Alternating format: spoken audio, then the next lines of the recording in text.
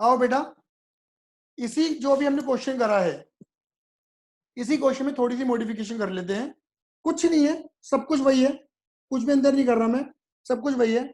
बस मैं अंदर क्या कर रहा हूं ये देखना, कि हम 1500 शेयर इशू ना करके, 1500 शेयर इशू ना करके सिर्फ हम 1200 शेयर इशू कर रहे हैं। कितने? 1200 शेयर, सिर्फ 12, मतलब सारे इशू नहीं कर रहे, सारे री इशू नहीं कर रहे, सिर्फ 1200 इशू कर रहे हैं। मतलब एक पूरा, अभी तो अभी इस वाले केस में तो सारे इशू कर थे, जितने छीने सारे बेच दिए। अब कंपनी छीने तो 1500 है, बट खाली अभी बेच पा रही है 1200। ठीक है, अभी मान भी लेते हैं कि इस 1200 में, इस 1200 में बी के तो सारे हैं 500, और बाकी जो बचे वो ए के होंगे, मतलब रिमेनिंग। ये बोला हुआ है। कई बार ऐसे क्वेश्चन मिलते हैं तुम्हें कि पूरे शेयर ना बिक के कुछ पार्ट बिकते हैं, और उसमें एक बंदे के तो सारे इंक्लूडेड हैं, और बाकी बचे हुए दूसरे के इंक्लूडेड होते हैं।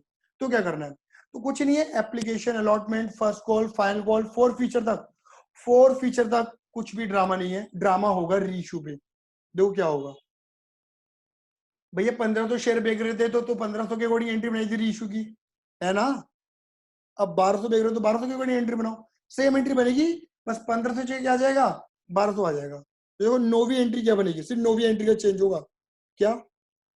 देखते रहना सभी बच्चे ध्यान से, पैसा आएगा, बाकी शेयर बेचे और शेयर जाएगा।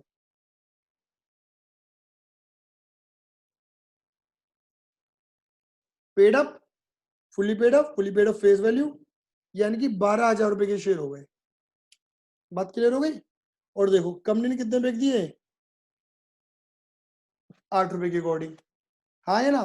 तो यानी कि 9600 रुपीज में, यानी कि क्या हुआ, कंपनी कह रही है मैं 2400 का लॉस झेल लूंगी, और कंपनी इस लॉस को कहां से कवर करेगी, जो कंपनी ने प्रॉफिट कमाया है शेयर 4 फीचर से। अब पहले तो मैं वो एंट्री बनाऊंगा जो आप गलतियां करते हो जल्दबाजी में। ठीक है, देखो नॉर्मली अब बच्चे जब, ये तो पापा एंट्री बन गई, अब जब बेटा एंट्री बनाते हैं तो बेटा एंट्री तो सबको पता होती है कि share 4 forfeiture, share 4 forfeiture account debit to capital reserve, ये एंट्री तो सभी को पता होती है। अब बच्चे क्या करते हैं, बच्चे कहते हैं हाँ जो प्रॉफिट कमाया था उसमें तो लॉस तो घटाना होता है। हाँ जी सही बात है। अच्छा प्रॉफिट कितना कमाया था, देखो मुझे तो फिगर याद है, 1000 शेयर जब छीने थे ए के तो कमाए थे 3000 का प्रॉफिट, और जब 2500 शेयर छीने थे बी के तो कमाया था 2500 का प्रॉफिट, है ना? तो ये हो गया प्रॉफिट, बच्चे कहते हैं ये तो हो गया प्रॉफिट। ठीक है, और लॉस कितना कमाया जब तुमने रीइश्यू करा, लॉस कमाया हमने 2400 का, 2400 कर दिया माइनस, और तुमने निकाल कितना दिया, 3100 का आंसर निकाल दिया।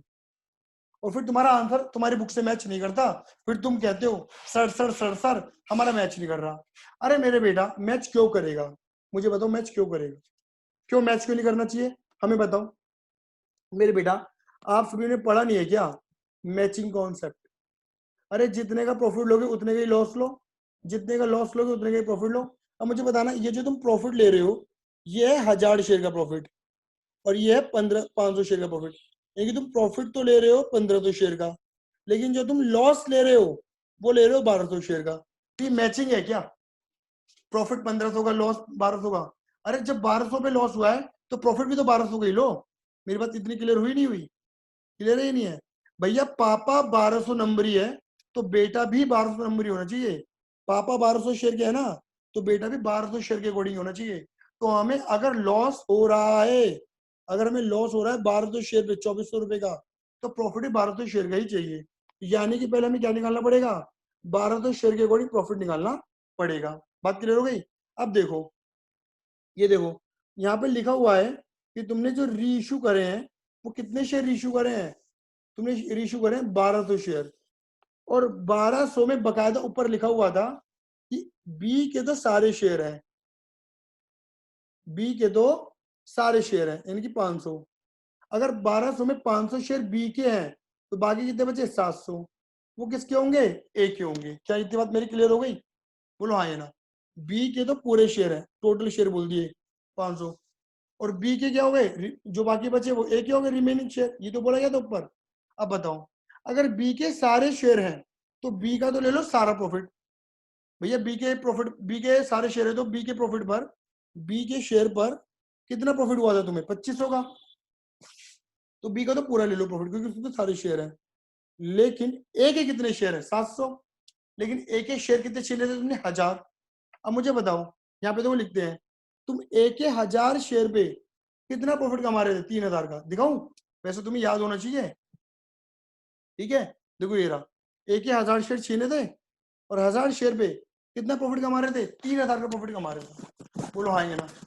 3000 का प्रॉफिट कमा रहे थे 1000 शेयर पे। अगर 1000 शेयर पे 3000 का प्रॉफिट है तो ए के 700 शेयर पे कितना प्रॉफिट होगा? ये बताओ। 3000 इंटू 700 मल्टीप्लाई बाय 1000। क्लियर है? कितने बैठ गए मेरे बेटे जी? 2100। यानी कि 700 का मतलब आप ये कर लो, 700 शेयर पे कितना प्रॉफिट आ रहा है? 2100 का आ रहा है। कैसे निकाला? आप सीधा ऐसे निकालना, 3000 का प्रॉफिट है, 1000 पर 700 पे कितना होगा।